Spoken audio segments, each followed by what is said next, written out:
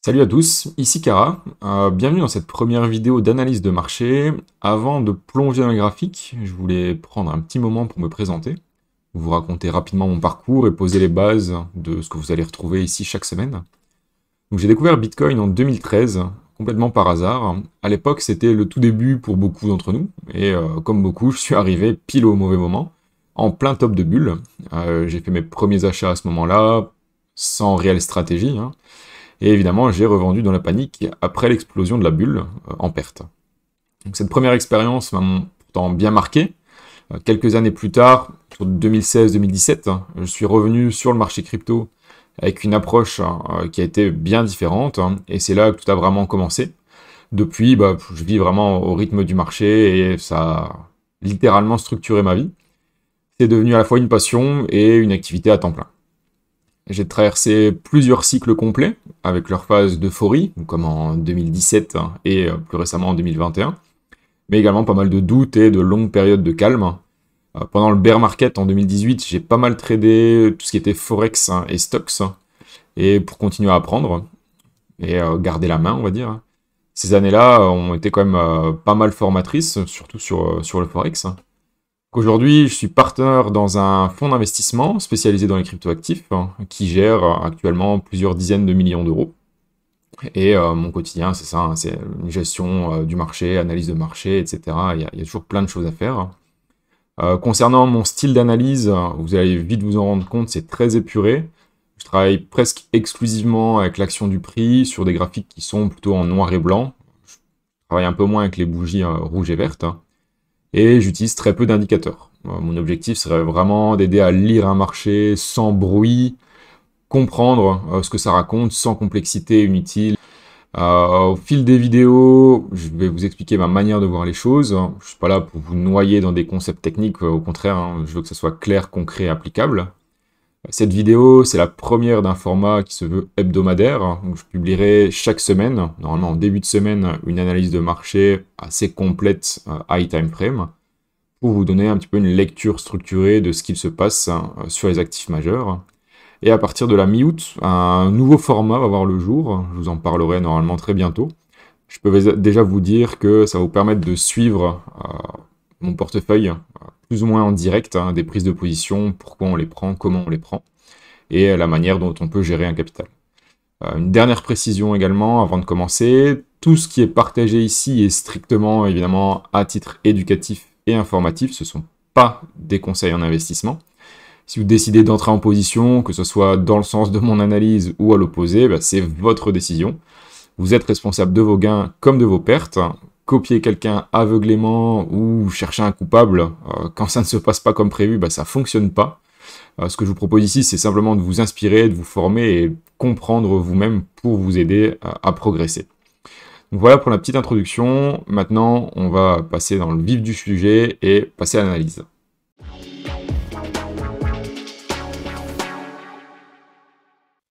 Bonjour à tous, on se retrouve aujourd'hui pour une petite vidéo d'analyse de marché sur le marché des cryptos. Donc on va avoir plusieurs vidéos comme cela tout au long de l'été, approximativement une par semaine.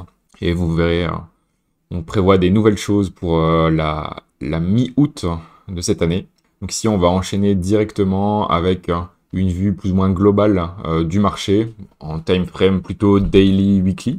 On va regarder où est-ce qu'on en est, où est-ce qu'on va potentiellement, quelles sont les bêtes à prendre sur le marché, quelles sont les bonnes opportunités actuellement, sur quoi il vaut mieux se placer et qu'est-ce qu'il vaut mieux éviter pour l'instant. Donc on va commencer directement le vif du sujet avec une analyse sur Total. Donc en introduction, donc moi j'utilise TradingView, je pense comme 99% des personnes dans l'écosystème crypto. Donc c'est un logiciel que j'affectionne particulièrement. Je suis un peu moins fan des bougies colorées rouges et vertes. J'utilise pas mal le noir et blanc ici avec des barres et même sur clôture carrément. Donc ça c'est vraiment une ligne toute simple. Vous verrez que mon style d'analyse est vraiment très simple. Je reste au plus simple possible. Il n'y aura jamais 50 000 indicateurs avec de l'Ishimoku, de l'Elliott Wave, etc. J'ai des notions un petit peu d'Elliott Wave, pas du tout sur l'Ishimoku par contre, mais je reste vraiment simple, je cherche les tendances, Pour moi, il ne faut pas 50 000 indicateurs pour détecter si une tendance est plutôt haussière, plutôt baissière. Donc on va vraiment essayer de parler simplement pour que ça soit compréhensible pour tout le monde. Et il ne faut pas jouer à l'apprenti sorcier pour réussir à faire des bons petits trades sur le marché des cryptos. Donc on commence directement avec Total. Pour l'instant, ici, on est en time frame daily. Donc ce qu'on peut voir évidemment sur Total, c'est que on est, pour l'instant, on est en bull market. Ça, je pense que tout le monde s'en rend compte sur le marché des cryptos. On est en bull market depuis maintenant début 2023, donc fin 2022 avec le crash FTX et puis la reprise où le marché a été plutôt haussier, surtout sur Bitcoin. On va le voir juste après dans d'autres charts. On a eu ici, depuis la période du mois de mai, donc on a eu une belle hausse à partir d'avril, une belle reprise du marché, et on a une consolidation ici qui se fait maintenant depuis la mi-mai jusqu'à actuellement la fin juin, où c'est un marché qui est vraiment assez erratique. Donc on a une longue période de consolidation. On a une fausse hausse ici avec une cassure qui ne s'est pas faite. Ici, on a tenté de repartir à la hausse. Pareil, ça s'est pas fait non plus. On a eu un faux breakdown ici qui a été racheté juste après, fortement, pour revenir tester cette zone haute de la consolidation. On a refait une chute ici, mais par contre, ici, ce qui a été très intéressant, c'est qu'on est venu retester la zone de consolidation qui avait été faite ici vers le mois d'avril. Donc ici, c'était très propre. On a donc eu une baisse ici sur tout le début d'année 2025, où on se demandait un peu où est-ce qu'on allait aller. Certains voyaient Bitcoin redescendre jusqu'à 50, 60, 70 000 dollars. On a eu finalement une reprise ici, avec une cassure des plus hauts, et puis on a enchaîné quand même deux belles vagues haussières, avec une consolidation qui était tout de même propre entre deux.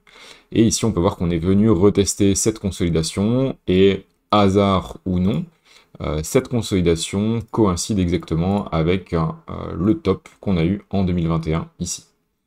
Ça, c'est en général des choses comme ça, on aime bien, parce que ça veut dire que ici, on avait quand même une grosse résistance, on a réussi à la casser en sortant de cette consolidation-là.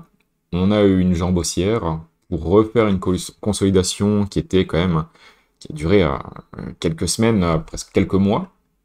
On est venu retester ce niveau-là, et ce niveau-là, il a tenu. Donc ça, c'est très intéressant, parce que ça veut dire qu'on a validé un support, et qu'on peut potentiellement repartir à la hausse.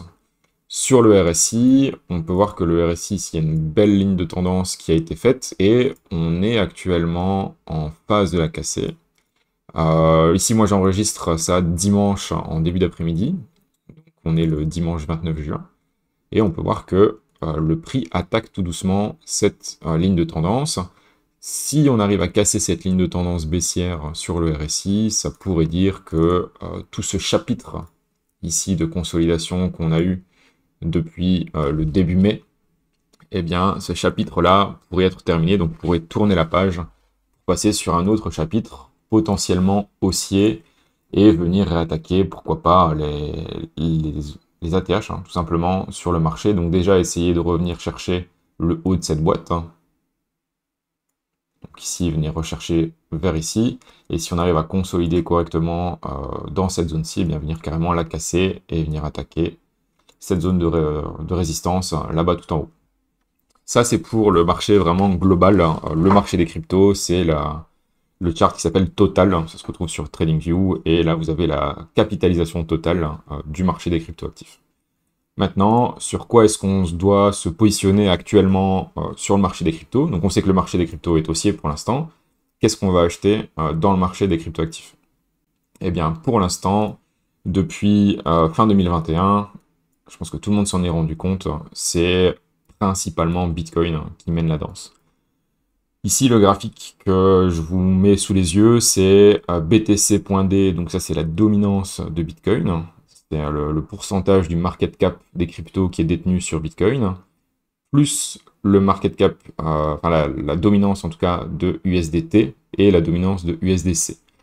En fait, moi j'utilise ce chart-là pour un peu avoir une indication de est-ce que les capitaux sont plutôt occupés d'être absorbés par ou du stablecoin ou du Bitcoin, ou alors est-ce que ça part dans les alts? Donc, ça veut dire que si ça part pas dans Bitcoin ni dans les stablecoins, eh bien ça part obligatoirement dans les altcoins.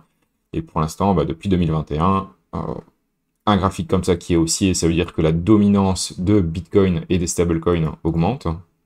Et donc ça veut dire que celle des alts diminue. Sauf qu'on peut remarquer qu'on est quand même sur une zone qui est assez intéressante parce que c'est une zone qui a servi de résistance en 2019 ici, en 2020 ici, et actuellement on est occupé d'attaquer la zone ici. Donc c'est-à-dire qu'on est occupé de taper pour la 3e fois une zone de forte résistance sur la dominance de Bitcoin et des stablecoins, ce qui veut dire que si on arrive à avoir un rebond baissier ici dedans, eh bien c'est tout bon pour les alts. Donc ça veut dire qu'à ce moment-là, on pourrait aller chercher un peu de surperformance sur les alts pour essayer d'avoir un petit peu plus d'alpha sur le marché et de faire quand même des bons profits. Autrement dit, si on arrive à avoir un setup qui se passe bien dans cette zone-ci pour aller à la baisse, on pourrait avoir la fameuse alt season que tout le monde attend depuis pas mal d'années. Donc actuellement, là ici j'étais en weekly. Si on dézoome un peu et qu'on arrive en... Je vais d'abord montrer ici en weekly. On a une belle divergence baissière. Donc les divergences se calculent toujours et s'observent toujours sur les clôtures de bougies. Donc ici on peut voir qu'on a un nouveau plus haut sur le prix. Par contre, quand on regarde le RSI, on a par contre un plus bas sur le RSI. Donc on a une divergence entre les deux, où on a un haut plus haut sur le prix et un haut plus bas sur le RSI. Si je me mets ici hop, en barre, on peut voir aussi qu'on a une ligne de tendance. On verra peut-être mieux ici. Hop. On la voit ici, elle a touché une fois, 2 fois, une 3e fois ici. Il y a quand même de fortes chances pour que si on la casse à la baisse, eh bien, on ait quand même une petite dégringolade qui se passe. Donc on espère que ça va se passer. Parce qu'actuellement, il n'y en a pas grand-chose à se mettre sous la dent au niveau des alts. À part Ethereum qui a eu une petite, un petit réveil suite à des mois et des mois de lente agonie. On va passer dessus juste après. Au niveau des alts, ici alt USD, donc j'ai pris le graphique Total 3 moins USDC moins USDT. Donc Total 3 c'est le top 125 des cryptoactifs moins Bitcoin moins Ethereum. Et moi j'ai encore retiré USDC et USDT de ce panier-là. Donc grosso modo c'est l'indice des altcoins sauf Ethereum. On peut voir qu'on a rebondi plusieurs fois sur cette ligne de tendance, mais on n'a pas encore eu vraiment d'accélération haussière comme on a pu l'avoir dans les précédents cycles. Ici on ne le voit pas parce qu'on n'a pas assez d'historique dessus, mais on se souvient bien, pour ceux qui étaient là en 2016-2017, ou plus récemment ici en 2021, où on a vraiment eu une phase d'accélération, une parabole qui s'est lancée. Là on n'a pas du tout de parabole, on est vraiment sur quelque chose d'assez... on est dans un canal, quoi. Ça monte, ok, mais c'est pas la folie non plus sur les alts, et c'est surtout drivé par Bitcoin. Donc la hausse des alts versus USD est surtout due à Bitcoin, on va le voir ici. Parce que quand on regarde alt versus BTC, eh bien on se rend compte que depuis 2021, comme je le montrais sur le graphique de la dominance, eh bien c'est du down only. Donc, on a eu quelques rebonds par-ci par-là, mais on n'a pas eu de tendance haussière qui s'est relancée. Si on zoome un petit peu, on peut voir qu'on a ici une belle droite de tendance qui vient appuyer sur le prix. On l'a touché 1, 2, 3 fois ici. Donc il faudra déjà réussir à casser cette droite de tendance qui est quand même une pente qui est assez forte. Donc ça a vraiment une influence très forte sur le prix. Mais il va falloir la casser pour espérer avoir un rebond et peut-être pas quelque chose d'aussi directionnel et aussi fort que ce qu'on a pu l'avoir en 2021, mais au moins avoir un rebond qui va durer quelques semaines et espérons quelques mois sur les alts. Pour l'instant, on n'en est pas encore là. Quelque chose que j'avais remarqué, que je trouvais pas mal aussi, c'était que les 2 fois où on a cassé, hop, ici on avait un support qui était quand même assez bien dessiné avec le bas ici. On était venu retester 1 fois, 2 fois, quelques fois là. Quand on l'avait cassé, on avait fait un gros rebond. Et c'est quelque chose qu'on a eu juste après aussi. Ou quand on a fait ici, donc on avait le support, on a fait un nouveau plus bas, on a eu une cassure à la hausse juste après aussi. Ça c'était une petite remarque que j'avais vue de mon côté.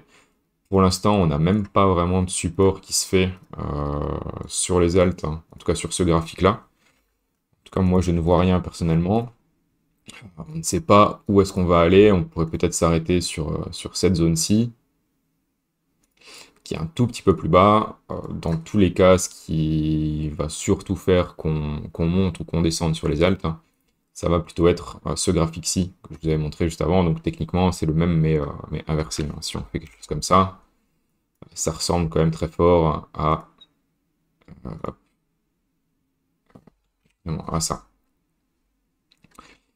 Donc ça c'est pour les alts, pas grand chose à se mettre sous la dent. Le top 10 des alts, donc ici on est sur Total 3, moins USDT, moins USDC, moins Others, parce que Others sur TradingView, c'est l'ensemble des cryptos sauf le top 10. Donc ici on a fait un petit calcul pour avoir ce top 10 des alts. Ça va nous servir à déterminer, ok, est-ce qu'on est plutôt sur un marché alt qui est haussier sur les big caps, ou est-ce qu'on est plutôt haussier sur ce qu'on va appeler vulgairement les shitcoins. Actuellement, on a quand même un beau setup qui se met ici, avec une zone de résistance qui est assez propre, et qui est la même qu'en 2021. Donc ça, si on arrive à faire une consolidation ici, comme ça, en venant rechercher une ou deux fois là, consolider, et puis repartir à la hausse, ça peut être un setup qui est très explosif. Mais pour l'instant, il est trop tôt pour espérer avoir quelque chose comme ça. En tout cas, c'est pas dans l'immédiat qu'on va réussir à casser cette droite, en tout cas cette résistance-là. Parce qu'on est quand même à 40% de ce prix-là. Donc il faudrait quand même une grosse hausse sur les big caps pour arriver jusqu'à là. Ici, alt, sauf le top 10, divisé par le top 125. Donc ici, c'est simplement un graphique qui va nous montrer l'appétit du marché pour les shitcoins. Globalement, est-ce qu'on est plutôt en mode alt season où même les pires shitcoins du monde arrivent à monter, ou est-ce qu'on est vraiment dans un marché top 10 on va se concentrer sur les big caps avec quand même un minimum de fondamentaux. Tant que le marché ici, ce graphique-là baisse, eh bien ça veut dire qu'on n'est pas haussier. Globalement sur les alts, c'est pas la folie. C'est vraiment pas terrible jusqu'à maintenant. Nous, ce qu'on veut ici, c'est vraiment avoir une reprise de marché comme on l'a connu en 2021, en 2017, avec vraiment des shitcoins qui montent à gauche, à droite, des plus 30, des plus 40% par jour. Et pour l'instant, on est loin de là. Si on zoome un peu en daily, on peut voir qu'on a une belle consolidation ici qui se fait. Hop. Mais on n'a pas de breakout qui arrive. Donc on avait ici une sorte de rounded bottom, un point bas arrondi, qui aurait pu nous propulser vers le haut, mais malheureusement on a plutôt ici une cassure vers le bas, et il y a quand même certaines probabilités pour que ça continue de descendre. Encore une fois, la résolution de ce chart-ci sera entièrement liée avec ce qui se passe ici sur la dominance. Pour l'instant, en high time frame sur DXY, donc DXY c'est le dollar index, donc c'est la force du dollar. Grosso modo, quand on a un dollar qui est fort, les actifs à risque sont plutôt baissiers. Or ici, on a quand même une baisse du dollar qui se fait depuis plusieurs mois, donc globalement, c'est positif pour Bitcoin, pour les marchés crypto en général, pour les marchés à risque, parce qu'on a quand même cassé un support qui datait de 2022-2023. Donc globalement, je ne m'attends pas à ce qu'on rebondisse directement ici, même si daily, on a ici une divergence haussière qui est quand même fortement marquée. Donc ça c'est quand même à tenir en tête l'idée de vraiment de rebond sur ce DXY, mais à long terme, on reste quand même dans une période baissière pour lui, en tout cas un setup baissier pour le DXY, ce qui est positif pour les cryptos en général. On va passer maintenant sur les cryptos en elles-mêmes, terminer les index. Sur Bitcoin, ici, on a eu une période de consolidation, comme je montrais, c'est globalement la même chose que sur Total. Je vais mettre comme ça, hop, en daily. Donc Bitcoin reste le plus fort du marché, comme je le disais tout à l'heure. On est presque à l'ATH, alors qu'on a quand même frôlé la 3e guerre mondiale juste avant. Quasiment tous les altcoins sont au plus bas, ou du moins pas très loin de leur plus bas. Mais Bitcoin, lui, fonctionne bien. Alors, il y a plein de raisons à ça. Hein. C'est les ETF, c'est les Bitcoin Treasury Companies. Tout part dans Bitcoin et très peu dans les alts. Est-ce qu'on va avoir un moment où ça va se retourner? Peut-être, peut-être pas.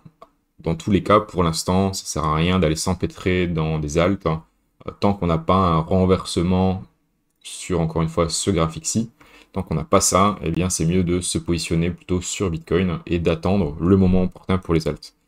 Avec un peu d'expérience, vous vous rendrez compte que holder des altes sur du long terme, ça fonctionne pas. En tout cas, ça n'a jamais fonctionné jusqu'à maintenant. Quand je parle de long terme, c'est sur plusieurs années, hein.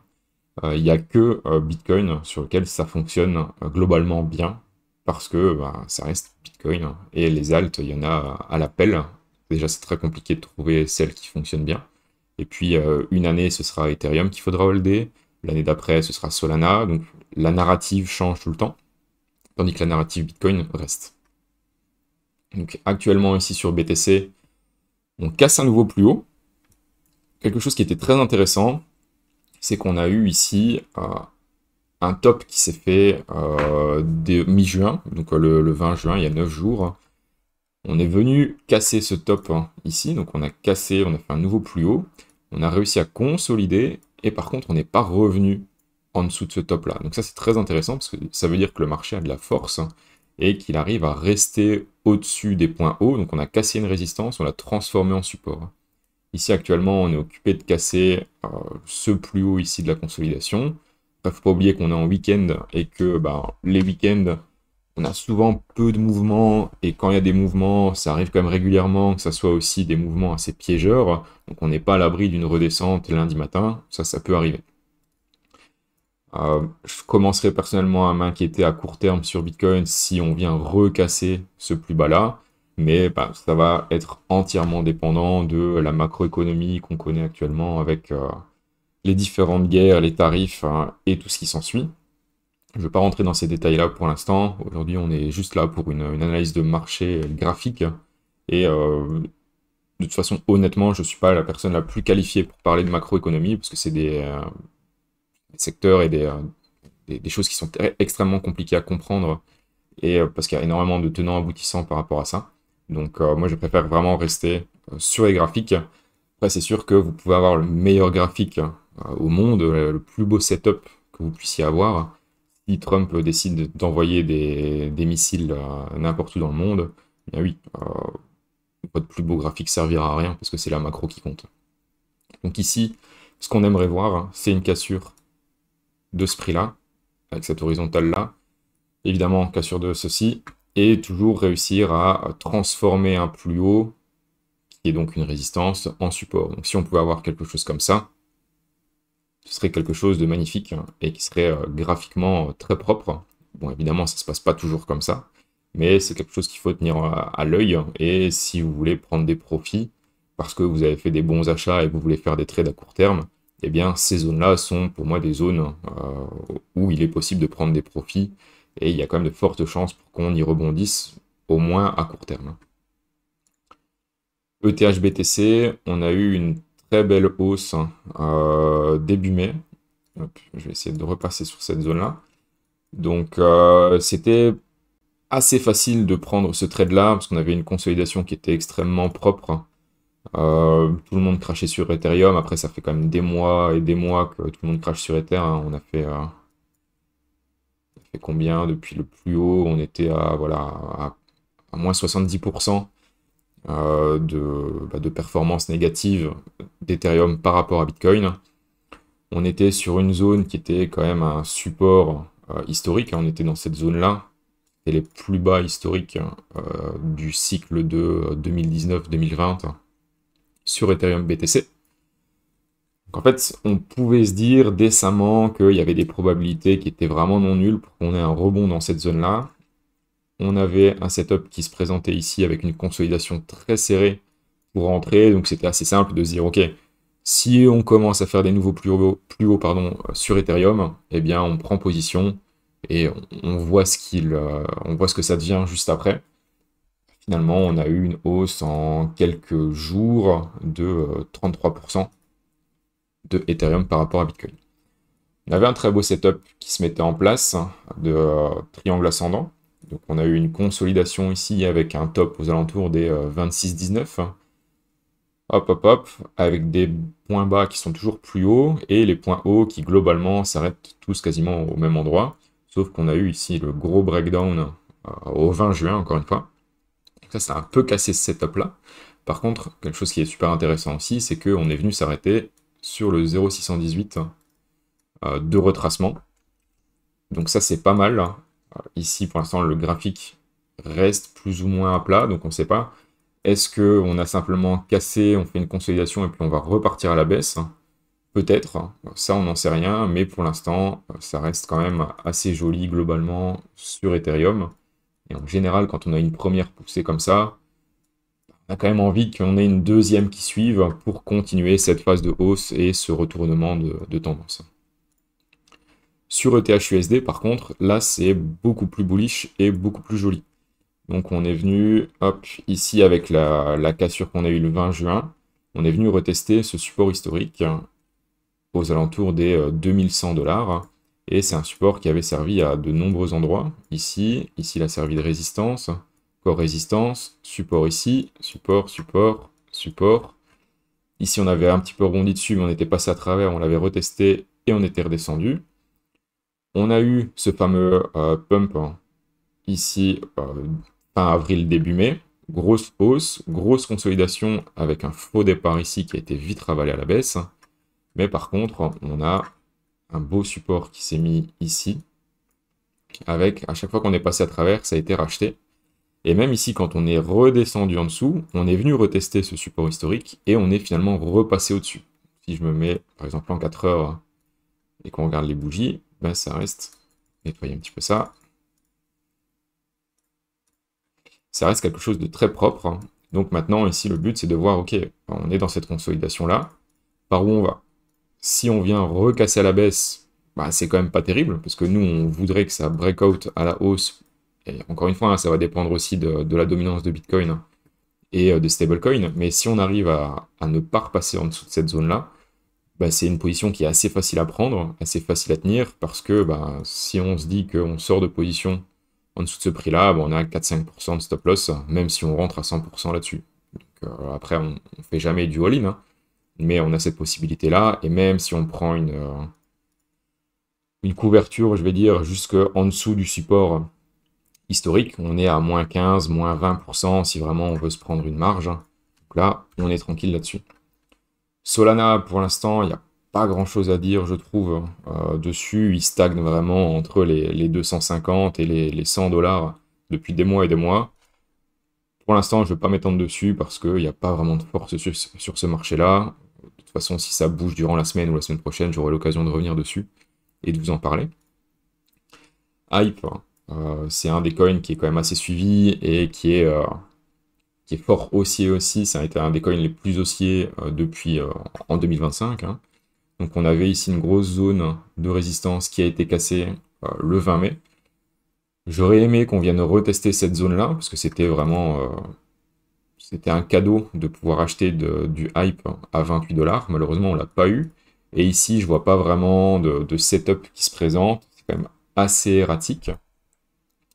En 4 heures, on a une zone ici, une zone charnière, je trouve, entre les deux, où ici ça a servi de résistance, on l'a cassé, on a rebondi dessus, on l'a recassé à la baisse, on a rebondi en tant que résistance. Peut-être que si vous avez envie de prendre des positions, avoir une cassure des 39-40 $ pourrait permettre d'avoir une remontée du prix qui se fait par la suite. Mais globalement, c'est pas le chart le plus clean qu'on a eu l'occasion de voir jusqu'à maintenant, même si techniquement on est en phase haussière parce qu'on n'a pas de plus bas qui se fait. Donc à voir ce que nous réserve la semaine prochaine. Pareil hein, sur Hype versus BTC, donc la force relative de Hype par rapport à BTC, bon, on a la même zone qui s'est dessinée. Encore une fois, je pense que si vous avez vraiment envie de rentrer sur Hype, attendez d'avoir une cassure qui se fait à ce niveau-ci. Et puis c'est le plus safe pour rentrer, je pense. Tao, j'aime beaucoup aussi. Ça fait partie des coins les plus haussiers qu'on avait eu ces derniers temps. En tout cas, les moins baissiers, je vais dire. Ce qui est pas mal, c'est que cette consolidation qu'on a eue depuis mai, on est venu retester les 0,618. Donc, pour une reprise haussière, c'est pas impossible. Et on est globalement ici toujours empêtré dans un range entre les 200 et les 600, 700 dollars depuis 2023. Donc espérons qu'un jour on puisse venir casser déjà ici cette première résistance qui se situe là. On la voit un peu mieux ici comme ça. On a 1, 2, 3, 4 tops différents. Ça pourrait nous emmener jusqu'à la zone des 750 dollars. Et puis, pourquoi pas par la suite repartir dans une exploration de prix en ATH et ATH sur ATH et venir rechercher les 1000, 2000, peut-être 3000 dollars par Tao. Ça, encore une fois, si on a une alt season, je pense qu'on peut y arriver. Mais pour l'instant, c'est absolument pas gagné. J'avais pris AVAX aussi dans ma watchlist et ICP pour vous montrer que acheter des alts sur du long terme, ça peut être compliqué. Ici, AVAX, depuis 2021, on avait eu un gros support qui s'était mis ici autour des 3007. On avait rebondi dessus une fois, deux fois. Ici, on était passé carrément à travers. Et une fois qu'on a cassé ce support-là, on a quand même fait moins 40%, moins 45% par rapport à Bitcoin. Sachant que oui, Bitcoin est le plus haussier de l'écosystème crypto. Donc par rapport à USD, ça se voit un peu moins étant donné que Bitcoin arrive à faire performer les alts d'un point de vue USD, mais ça n'a aucun intérêt de garder de la VAX si on peut plutôt acheter du Bitcoin. Pengu, je l'ai vu passer dans les listes sur TradingView. Ce qui était fort intéressant, c'est qu'on a quand même eu une belle hausse au mois d'avril, avec une belle consolidation en mode drapeau baissier, et puis une cassure ici récemment. Parce que là, je vais le garder à l'œil quand même, si je peux détecter des setups qui se présentent, pouvoir rentrer dessus. Après, on est quand même vraiment dans du shitcoin plus total. Je ne sais pas ce qui pourrait se cacher derrière en termes de fondamentaux pour que ce coin-là, principalement, soit haussier alors que l'ensemble du marché n'est pas haussier. Mais à garder à l'œil. Pour l'instant, je vois rien vraiment pour rentrer dessus directement. Ce qu'il aurait fallu faire, c'était vraiment venir rentrer ici, à la cassure de ces deux tops-là, et en plus du drapeau. Donc rentrer ici, et ça ferait une position qui est en profit d'une vingtaine de pourcents. Je l'avais pas sous les yeux à ce moment-là.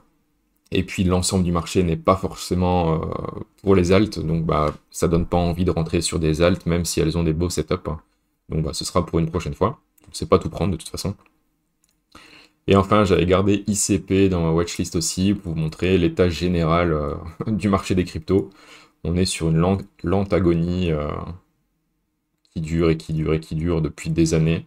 Donc encore une fois, une raison pour ne pas bag holder des alts. En tout cas, c'est très difficile. Il faut vraiment avoir une sélection qui est très bonne.